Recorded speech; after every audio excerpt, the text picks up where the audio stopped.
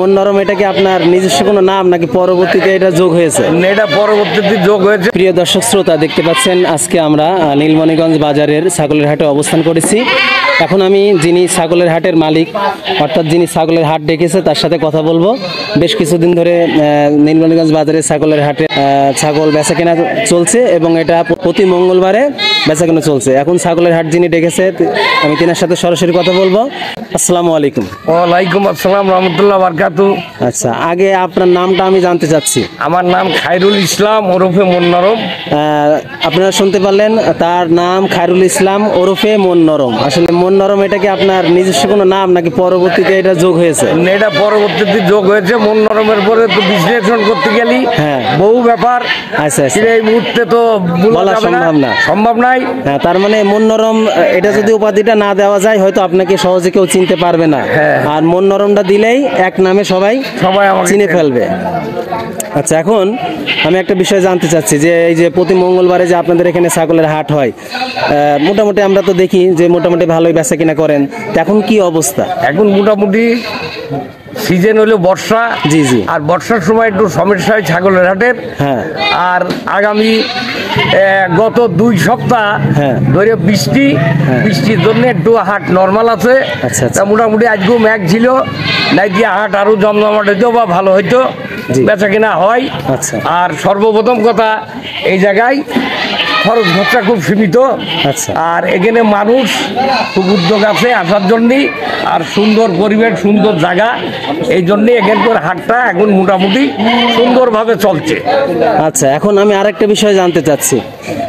শুনলাম যে রেল স্টেশনের পাশে যে জায়গাটা আছে, আমি যতটুকু একটু খোঁজ খবর নিলাম যে আপনারা নাকি মানে আপনি এবং আপনার সাথে আর কেউ আছে কিনা সেটা আমি জানি না, লোকজন আছে। আপনারা গরুর হাটের একটা চিন্তা ভাবনা করছেন।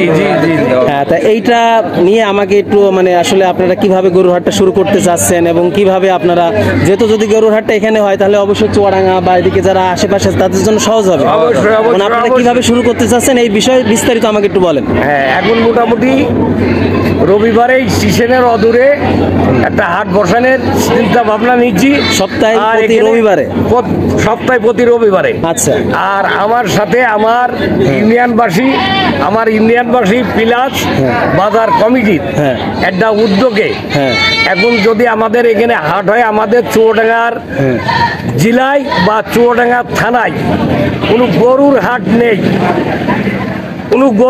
নেই, এই জন্যই সবাই ইচ্ছুক যে আমরা দূরি নাই, আমরা আমাদের ইউনিয়ন পর্যায়ে দিয়ে চুয়াডাঙ্গা শহরে একটা হাট বসাবো। এই হাটের জন্যই পুরা মমিনপুর ইউনিয়নবাসী উদ্যোগ নিয়েছে। আর সেই উদ্যোগের সাথে আমি হাটটা বসানোর জন্যই বিভিন্ন দিক থেকে যতটুক সহযোগিতা করার দরকার বা যত ব্যাপারী বর্গ আছে আমার যতটুক পরিচিত আছে, ইনশাল্লাহ আমি হাটটা বসাতে পারবো। এই জন্যই মোটামুটি উদ্যোগ নিচ্ছি এই রবিবারে নীলমণিগঞ্জ স্টেশনের অদূরে হাটটা বসানোর জন্যে। আর ওই দিন আমাদের হাটের ছাগল প্লাস গরু, মোষ, ভেড়া, এই 4টে জিনিসই আমদানি হবে ইনশাল্লাহ। ওইটা হবে। আর মঙ্গলবারে এই হাট থাকবে। আচ্ছা, আরেকটা বিষয় একটু ক্লিয়ার করে দেন। যেমন বললেন আমাদের চুয়াডাঙ্গার মানে আশেপাশে যে গরুর হাট নাই, কিন্তু আলমডাঙ্গার যে হাটটা এটা কি চুয়াডাঙ্গার বাইরে নাকি চুয়াডাঙ্গা জেলার বাইরে, থানার বাইরে? মানে চুয়াডাঙ্গা থানার বাইরে। তার মানে আপনার সদরের একটা হাট করতে চাচ্ছেন? সদরের একটা হাট আমাদের দরকার। আচ্ছা, এখন আপনি যে কমিটির কথা বললেন, আপনাদের কমিটি যে নবনির্বাচিত কমিটি, তার সাথে আমিও কথা বলবো। তার আগে তার নামটা একটু আপনি বলেন। তার নাম শাহিন। আর আমাকে সেক্রেটারি কাজ দিয়েছো মামুন। এই দুজনে সামনে। প্রিয় দর্শক শ্রোতা, এখন আমরা নীলমণিগঞ্জ বাজারের নবনির্বাচিত কমিটি মোহাম্মদ আবু সায়েম শাহিন ভাইয়ের সাথে কথা বলবো এই হাট সম্পর্কিত।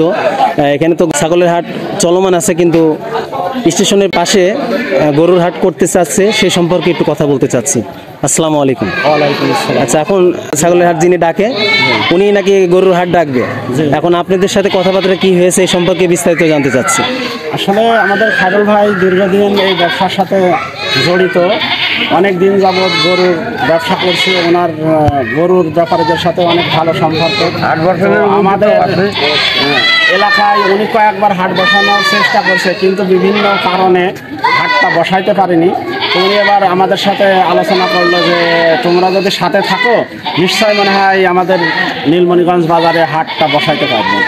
এই জন্য ওনার কথা আমাদের কাছে ভালো লাগলো এবং উনি বিগত দিন অনেক চেষ্টা করছে একটা হাট বসানোর জন্য। ওনার একটা অক্লান্ত পরিশ্রমের মাধ্যমে হাট বসিয়েছে, কিন্তু বিভিন্ন লোকের ষড়যন্ত্রে হাটটা টিকাইতে পারেনি।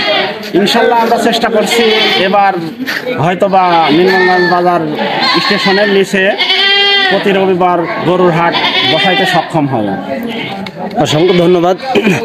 প্রিয় দর্শক শ্রোতা, আপনারা জানতে পারলেন যে আমাদের চুয়াডাঙ্গা সদরে নীলমণিগঞ্জ বাজারে ছাগলের হাট অলরেডি আপনার চলমান দেখতে পাচ্ছেন। এখানে অনেকেই ছাগল এনেছে। হ্যাঁ, আপনি কেমন আছেন? আলহামদুলিল্লাহ। আপনার ছাগলের দাম দিয়েছেন কত? 19,000। তা দেখতে পাচ্ছেন এখানে চলমান ছাগলের হাট বসে, কিন্তু তারা এখন কমিটির যারা আছে বা যারা আপনার ছাগল হাট পরিচালনা করে তারা চাচ্ছে যে ছাগলের হাটের পাশাপাশি গরুর হাট আমাদের নীলমণিগঞ্জ বাজারের রেল স্টেশনের সাথে যে জায়গা আছে সেখানে করতে। তা আপনারা এদিক সেদিকে না যেয়ে সরাসরি আপনারা নীলমণিগঞ্জ বাজারে আসলেই ছাগল এবং গরু দুইটাই পেয়ে যাবেন। ছাগলের হাট প্রতি মঙ্গলবারে এবং গরুর হাট করা হচ্ছে প্রতি রবিবারে।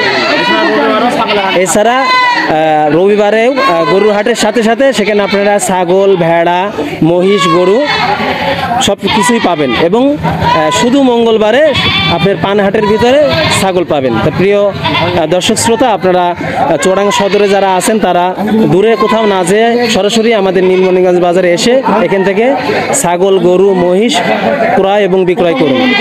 সকলে ভালো থাকুন, সুস্থ থাকুন।